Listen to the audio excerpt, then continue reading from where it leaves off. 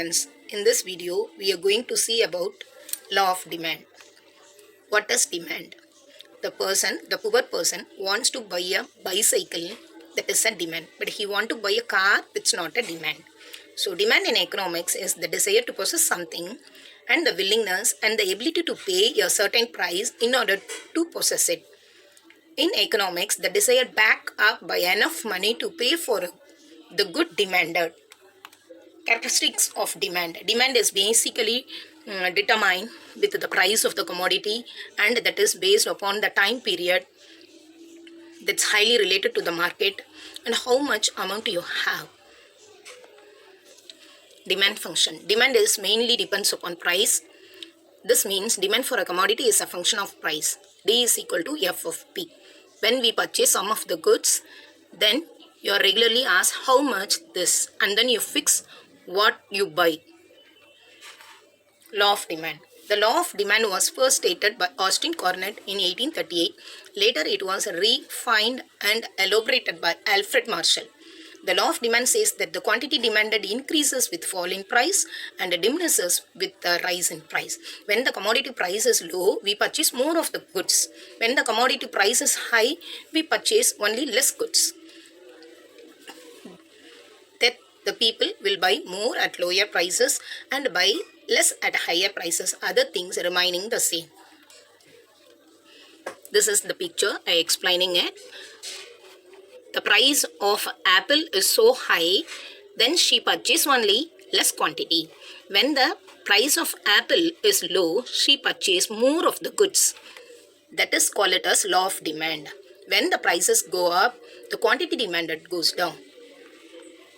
Assumptions of law of demand. The income of the consumer remains constant. The taste and preferences and habits of the consumer remains constant. The price of other related goods should not be changed. There is no substitute of the commodity. The demand for commodity must be the continuous. That could not be changed any of the quality of the commodity. These are all the main assumption. The basic economics assumption is other things being constant.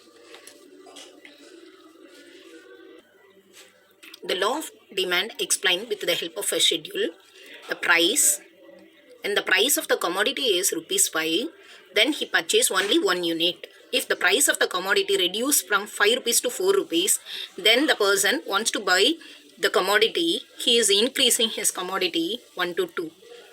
And then when the price of the commodity 3, he purchased 3 goods. When the price of the commodity 2, he purchased 4 goods. When the price of the commodity is very low, that time he purchased more of the goods.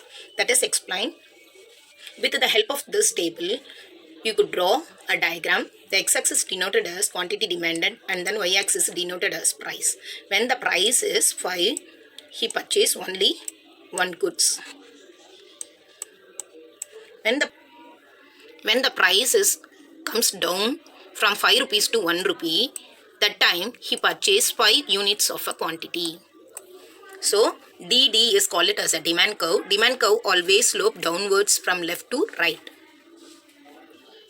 Market demand curve for a commodity. The market demand curve for a commodity is derived by adding the quantum demanded of the commodity by all the individual constituting the market.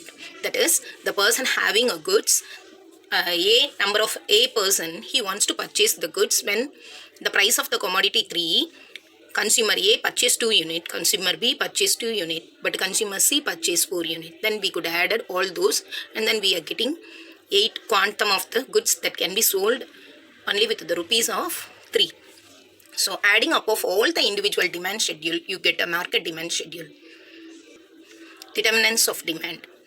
Changes in taste and fashions that determining the demand. Changes in weather, that time the demand is also be changes. When the government imposes taxes, that time the producer fix high level of prices for the commodity.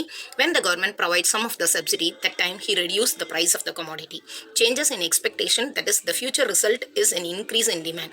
Changes in saving, that's also adversely as well as inversely affect the related goods. And then state of trade activity, and then advertisement, and then changes in income. Whenever we are getting a high level of income, we purchase more of the goods and then we demanded more goods. Changes in population, we totally increase the consumption pattern only due to the population. 5 determinants of demand with the examples and formula. Price of a good or services.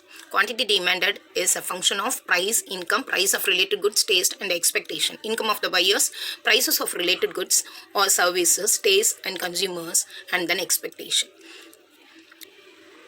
Sometimes the demand curve slope upwards. Sometimes demand curve slope upwards.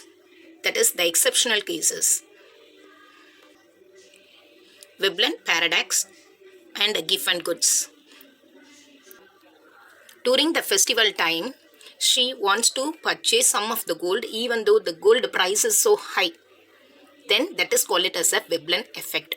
And then poor people, he wants to purchase some of the goods even though the prices is so high. That is called it as Giffen paradox. So inferior goods, that is ragi, cholam and all those, what is the prices of commodity, they never think about all those. He or she want to purchase those goods. That is called it as a Giffen paradox. What do you mean by law of demand? Law of demand is nothing but when the commodity prices increases, we buy only at a low goods. When the commodity prices decreases, we purchase more level of goods. That is called it as law of demand. But some exceptional cases, the demand goes upwards. Thank you.